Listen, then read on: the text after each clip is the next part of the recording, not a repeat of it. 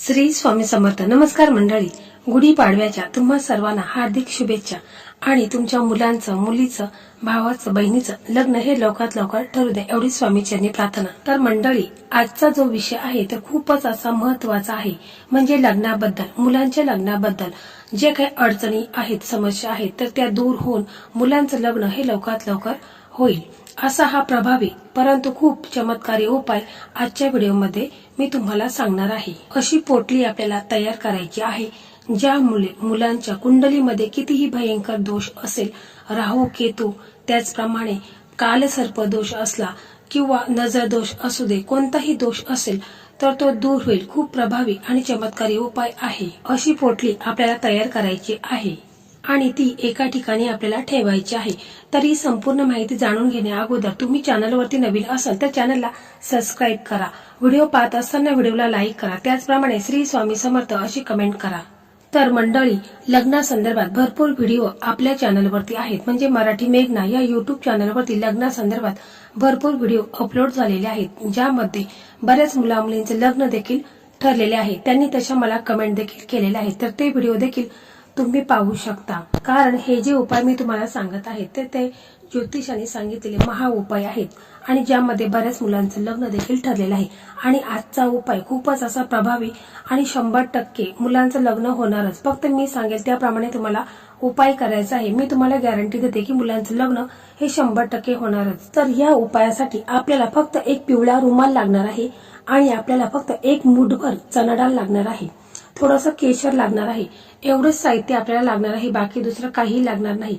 थोडक्यात तुम्हाला हा उपाय मी सांगणार आहे. तर पहा, हा उपाय मुलाची आई करू शकते, काकी करू शकते, बहीण करू शकते, कोणीही हा उपाय करू शकतात. मुलं स्वतः असेल तर ते देखील हा उपाय करू शकतात. परंतु उपाय करत असताना पूर्ण श्रद्धेने, विश्वासाने उपाय करायचा असतो, कारण उपायापेक्षा श्रद्धा असणे जास्त महत्वाचं असतं. तर मुलांच्या लग्नाला विलंब का होत आहे, तर कुंडलीमध्ये जे काही ग्रह दोष आहे, पितृदोष आहे, नजर दोष आहे किंवा कालसर्प दोष आहे, यामुळे मुलांच्या लग्नामध्ये काही ना काही प्रॉब्लेम येत असतात आणि ठरलेलं लग्न देखील मोडत असतं. तर आपण आज जो उपाय करणार आहोत, ज्यामुळे मुलांच्या कुंडलीमध्ये कितीही भयंकर परिस्थिती असू द्या, कालसर्प दोष असू द्या, नजर दोष असू द्या, पितृदोष असू द्या, तर ते संपूर्ण दूर होईल आणि मुलांचं लग्न हे लवकरात लवकर होईल. आणि हा उपाय केल्याने मुलांना स्थळ यायला सुरुवात होईल. तर गुढीपाडवा आहे आणि त्यामध्ये गुरुवार देखील आलेला आहे, तर शुभ संयोग जुळून आलेला आहे. कारण 3.5 मुहूर्तापैकी हा एक शुभ मुहूर्त आहे आणि अशा शुभ मुहूर्तावरती आपण काही उपाय केले मुलांच्या लग्नाबद्दल तर त्यांचं लग्न हे लवकरात लवकर ठरेल. तर पहा, मुलगी असू द्या किंवा मुलगा असू द्या, लग्नामध्ये त्यांना भरपूर प्रॉब्लेम येत असतात. तर काय करायचं आहे की रोजच्या रोज तुम्ही आंघोळ करता, त्या आंघोळीच्या पाण्यामध्ये चिमूटभर तुम्हाला हळद टाकायची आहे आणि मग आंघोळ करून घ्यायची आहे. शक्यतो तुम्ही गुरुवारी पिवळे कपडे हे आवर्जून घालायचेच आहेत. जर शक्य नसेल तर पिवळा रुमाल हा जवळपास तुम्हाला ठेवायचा आहे. आंघोळ केल्यानंतर तुम्हाला सूर्यदेवांना अर्घ्य द्यायचा आहे. तर एक लोटा घ्यायचा आहे, त्याच्यामध्ये ताजं पाणी घ्यायचं आहे आणि त्याच्यामध्ये चिमूटभर हळद टाकायची आहे. सूर्यदेवांना अर्घ्य द्यायचा आहे. अर्घ्य देता वेळेस ओम सूर्यदेवाय नमः हा मंत्र म्हणायचा आहे किंवा तुम्हाला कोणता मंत्र येत असेल तो तुम्ही म्हणायचा आहे आणि 3 वेळा प्रदक्षिणा मारायच्या आहेत. यामुळे तुमच्या कुंडलीमध्ये कितीही भयंकर दोष असेल तर तो दूर होईल आणि यामुळे गुरुग्रह हा मजबूत होईल. आणि त्याचबरोबर आपण हे काही उपाय करतो तर त्या उपायाचा असर देखील होईल. तर पहा, हा उपाय मुलाची आई करत असेल किंवा मुलं स्वतः करत असेल तर गुरुवारी सकाळी लवकर उठायचं आहे. कारण बघा, कोणताही उपाय जर आपण सकाळी केला तर सकाळचे वातावरण खूप असे प्रसन्न असते आणि अशा प्रसन्न वातावरणामध्ये आपण काही उपाय केले तर त्याचे फळ देखील आपल्याला तात्काळ मिळत असते. तर मग आपण आपल्या देवघरासमोर एक आसन टाकायचं आहे, तिथे बसायचं आहे. प्रथम आपण श्री हरी विष्णू, माता लक्ष्मी आणि श्री गणपती बाप्पा यांची पूजा करायची आहे. त्याचप्रमाणे श्री स्वामी समर्थ महाराज आहेत, त्यांची आपण पूजा करायची आहे. त्यांना तुम्ही पंचामृताने अभिषेक करून घ्यायचा आहे.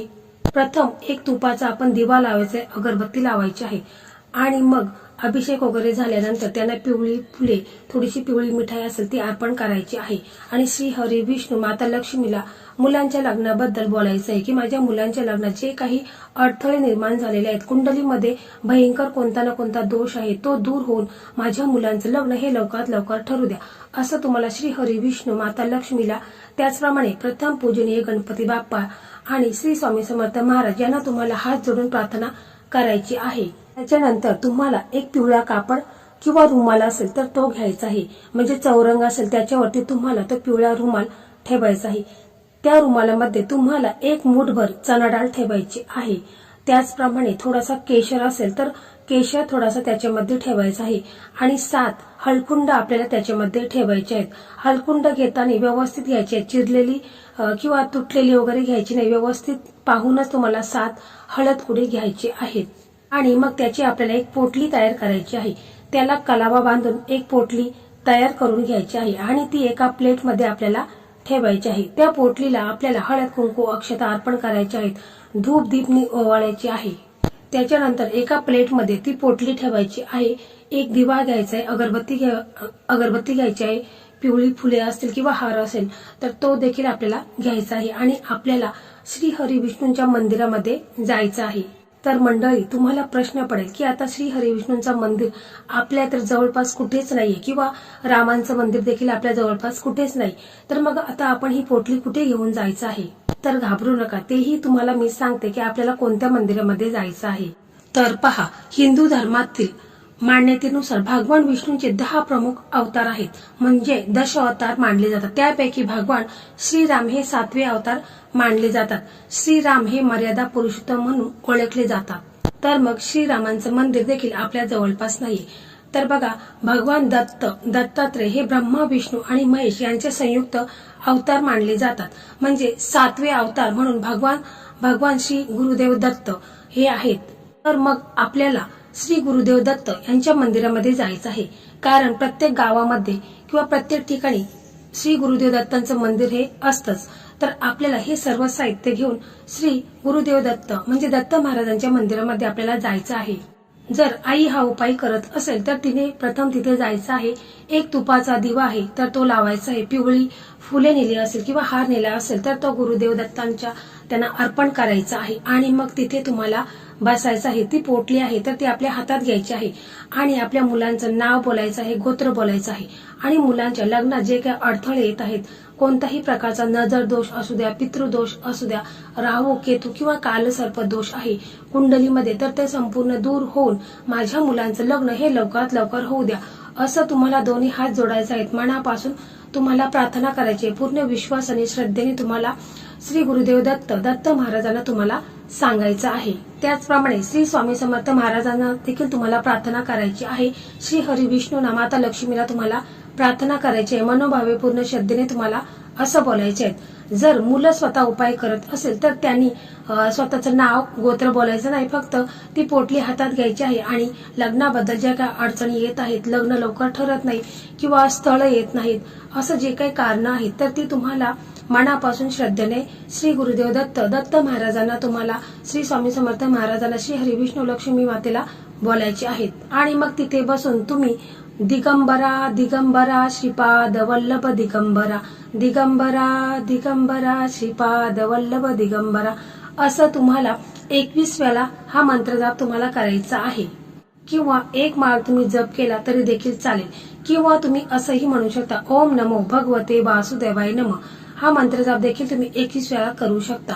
म्हणजे तुम्हाला दोन्हींपैकी एक कोणताही तुम्ही मंत्र जाप हा करायचा आहे. तिथे बसायचं आहे, डोळे मिटायचे आहेत आणि शांत शुद्ध अंतःकरणाने तुम्हाला हा मंत्र जाप करायचा आहे, अगदी व्यवस्थितपणे. तर पहा, हा उपाय केल्या तुम्हाला याचा चमत्कार पाहायला मिळेल. मुलांसाठी स्थळ यायला सुरुवात होईल.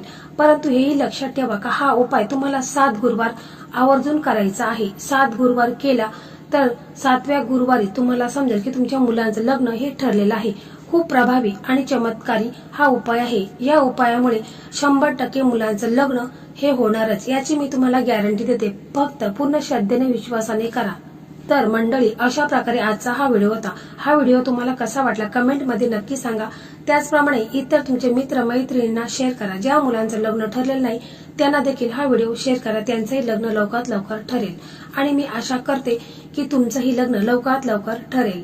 श्री स्वामी समर्थ. जय जय स्वामी समर्थ.